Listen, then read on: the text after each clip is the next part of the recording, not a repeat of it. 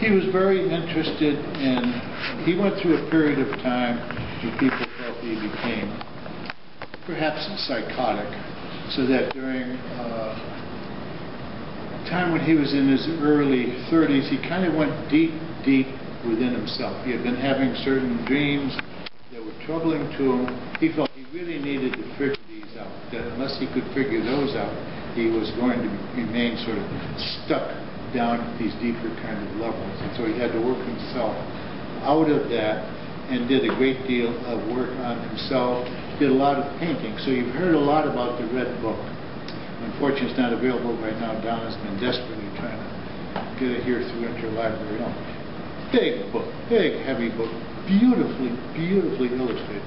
So Jung spent this time trying to do all of his drawings and paintings, and there's some magnificent artwork in there trying to express those goals. In the book, I have a little bit of that.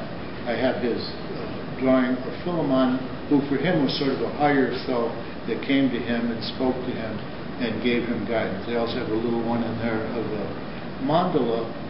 So because for Jung, he wanted the goal to be individuation. You had to become that best oak tree you could possibly be. But you're going to become that sort of individual oak tree personified. So that's what he talks about in the process of individuation. You had to become who you were destined to be as an individual in all of your glory. So it's always upward, and trying to become more and more the individual, the individuation process that you're intended to be. So it's a very optimistic kind of view of personality, that it's all out there ahead of you. In the sense, the older you get, the better it is, because the more wisdom you accumulate, the more you can see how things work in this larger scheme. Where for Freud, it was very much more of a, you kind of topped out almost in late adolescence, and there wasn't much more to experience after that, because all you had to do was keep going back dealing with those childhood issues. So there was no larger germ of growth possible, and it kind of got everything snipped off at an early age in there. I did good there. Good.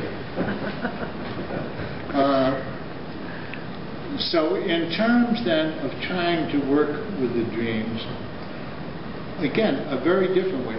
Freud did not want you to write down the dreams, because then that put a barrier between you and him. He wanted you to tell him the dreams individually. So he could see you. You couldn't see him, but he could see you and try and work with your associations. But he wanted to do that in isolation. For Jung, he would encourage you writing down. And as I say, when you see this Red Book and the beautiful journal you got, it was all fancy parchment, a lot of it in Latin and so forth. And so what he was interested in is to see how, over a period of time, you were evolving, how you were individuating. And so for Freud, it was a separate dream. That was all by itself. You just did your associations with it, and then that was it.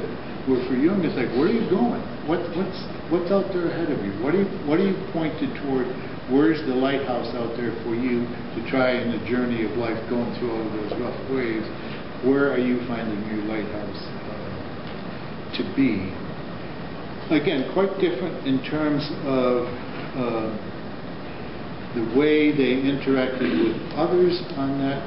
Freud was very much concerned with developing psychoanalysis. That was going to be his thing, trying to protect who could be belonging to it, and keeping the ranks very tight on that.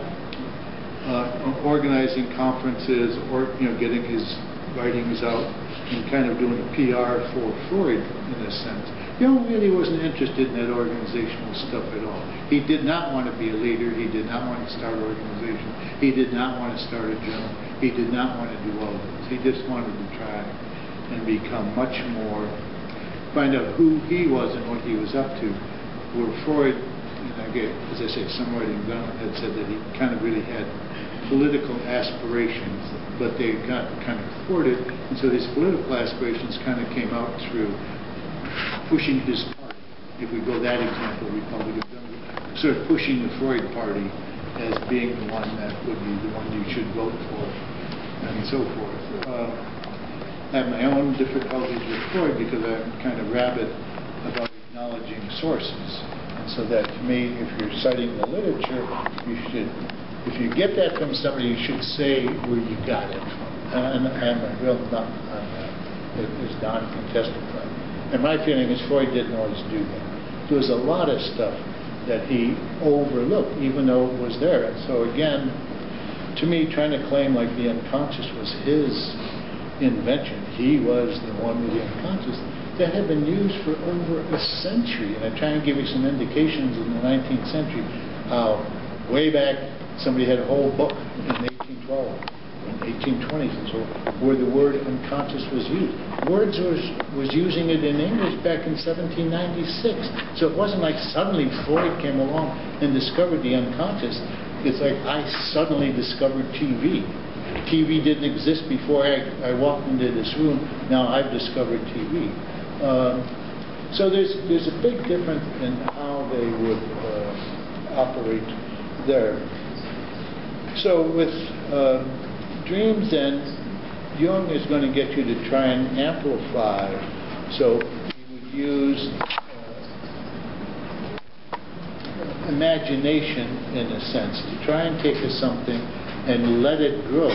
So to try and take a symbol and to focus on it and to sort of creatively allow it to expand, because he feels it would go then in a motion of greater clarity and greater understanding of what's involved.